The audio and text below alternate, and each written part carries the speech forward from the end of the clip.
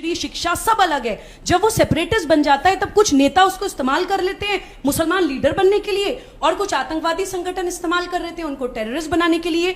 तो आप उस अलगाववाद को पोषण क्यों देते हैं? अस्सलाम वालेकुम दोस्तों, कैसे हैं आप सब? उम्मीद है कि आप सब खैरियत से होंगे। हम आप सब के लिए असदुद्दीन ओवैसी साहब का न्यू वीडियो लेके आए हैं। आपको ये वीडियो अच्छी लगे तो लाइक एंड सब्सक्राइब ज़रूर करें।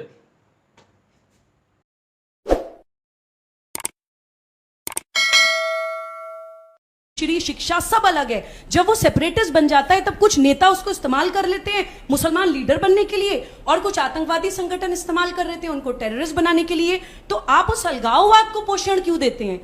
गुनाह इंसान जब करता है ना, तो अगर आप उसको मजहब के चश्मे से देखेंगे, आतंकवादी रातों रात नहीं बन जाते वैसी साहब। मुसलमान बच्चे को पहले अलगाववादी बनाया जाता है। तुम्हारा पहनना ओढ़ना खाना पीना कानून जुडिशरी शिक्षा सब अलग है। जब वो सेपरेटिस्ट बन जाता है तब कुछ नेता उसको इस्तेमाल कर लेते हैं मुसलमान लीडर बनने के लिए, और कुछ आतंकवादी संगठन इस्तेमाल कर लेते हैं उनको टेररिस्ट बनाने के लिए। तो आप उस अलगाववाद को पोषण क्यों देते हैं? गुनाह इंसान जब करता है ना, तो अगर आप उसको मजहब के चश्मे से देखेंगे तो फिर आप वो चश्मा उतारना पड़ेगा आपको। राजीव गांधी को मारने वाला कौन, इंदिरा गांधी को मारने वाला कौन, और गांधी को मारने वाला कौन? कौन है वो कौन से मदरसे से पढ़ कर आए थे? Number one. दूसरी बात, अगर मैं ये कह रहा हूं कि एक मुस्लिम बच्ची इस देश की प्रधानमंत्री बनेगी तो बुरी बात क्या हिजाब पहनने वाली?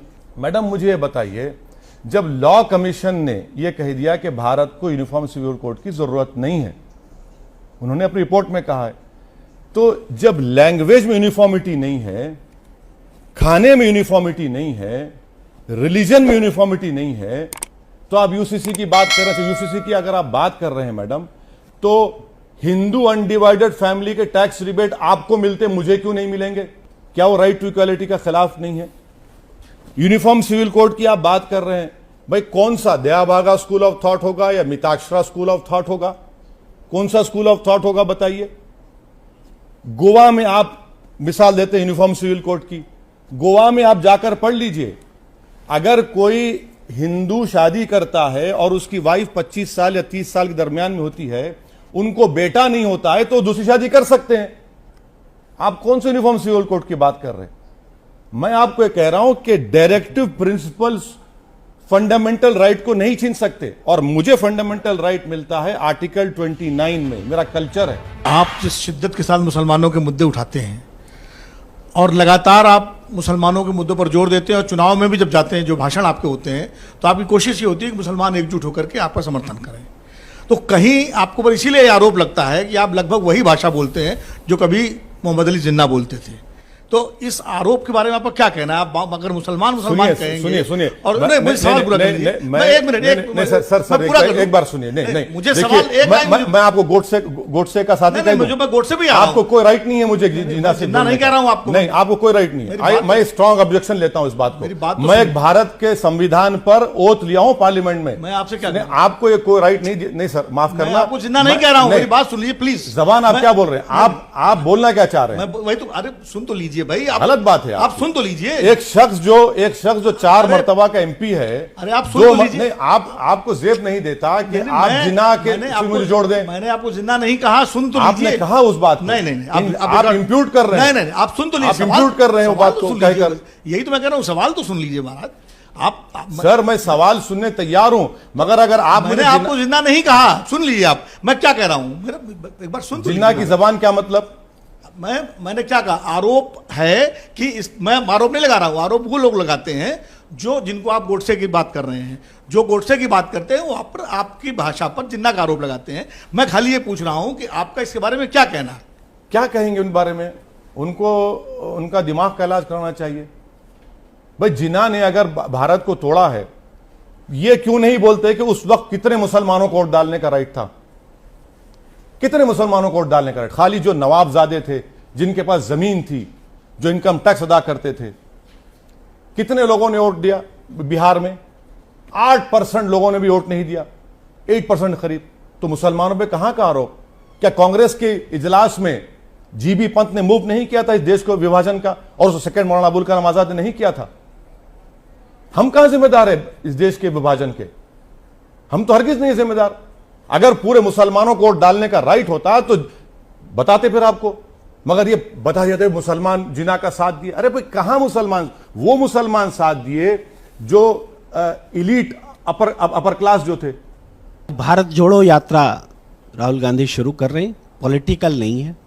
आपको क्या किसी न्योते का इंतजार है कि न्योता मिलता तब जाते? क्यों? क्या या फिर यूं ही आपको जुड़ना चाहिए? किससे?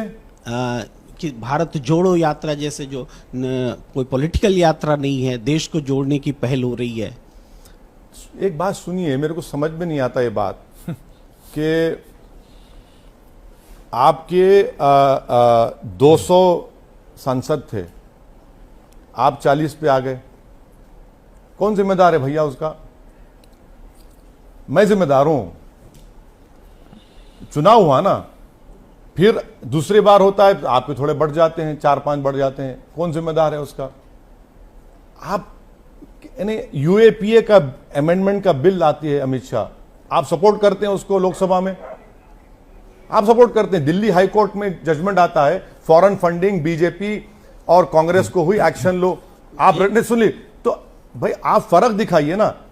भारत जोड़ो की बात अगर आप करेंगे कि भाई किसी एक शख्स के लिए, किसी एक शख्स की उसकी इज्जत में, उसके सियासी मुस्तकबिल को रोशन बनाने के लिए जुड़ जाओ, मैं नहीं जुड़ूंगा।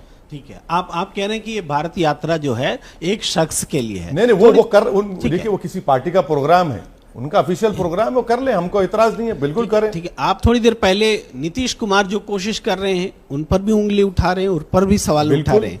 तो देश में जो आप मानते हैं कि बीजेपी का अल्टरनेटिव होना चाहिए, नफरत की सियासत का अल्टरनेटिव खड़ा होना चाहिए, लेकिन ऐसी कोई कोशिश होती है तो आप उसका विरोध करने लगते हैं। प्रकारांतर से वो बात फिर साबित होती है कि राजनीतिक तौर पर आप देखते जरूर हैं कि भारतीय जनता पार्टी के खिलाफ सियासत कर रहे हैं, लेकिन वास्तव में आप उनकी मदद कर रहे होते हैं। जी, अब देखिए भाजपा की हम मदद कर रहे हैं भाई। मैं जितनी भी बातें आपके सामने करा हूं कांग्रेस पार्टी के, ये फैक्ट नहीं है क्या? बिल्कुल फैक्ट है ये। फैक्ट तो सवाल भी है। नहीं सुनिए, आप अगर अब ये आपने भाजपा अगर आज सत्ता में है तो क्या कांग्रेस जिम्मेदार नहीं है उसकी? आपकी वजह से तो बीजेपी आई ना। गुजरात सुनिए, गुजरात में आखिरी मर्तबा एक मुस्लिम एमपी 1984 में हुआ था। मैं जिम्मेदार हूं उसका, मैं जिम्मेदार हूं उसका। अपना रोल तो बताइए। तो सुनिए, देखिए आपने कहा कि भाजपा आप मिला दी मेरे को। गुजरात में चुनाव हुआ पिछले मर्तबा, आप हार गए, मैं जिम्मेदार हूं उसका, मुसलमान जिम्मेदार है उसका। मैं इसीलिए कह रहा हूं कि नरेंद्र मोदी को अगर दोबारा 24 में सरकार बनाने से रोकना है, आप चेहरों से मुकाबला मत करिए, भारत के 543 पार्लियामेंट कॉन्स्टिट्यूंसीज में वहां जाइए। आप पर यह आरोप क्यों लगता है कि आप बीजेपी की बी टीम है? अगर मैं हर एक के इल्जाम की फिक्र करना शुरू कर दूंगा तो मैं काम नहीं कर पाऊंगा ना। वो पुकारते रहे, मैं अपना काम करता रहूंगा। भाई मेरे मरने के बाद तो कोई ये तो नहीं कहेगा कि इसने सौदा किया था अपने ईमान का, या फिर ये गुलाम हो गया था किसी इख्तिदार पर बैठने वालों का। मेरा काम करूंगा मैं।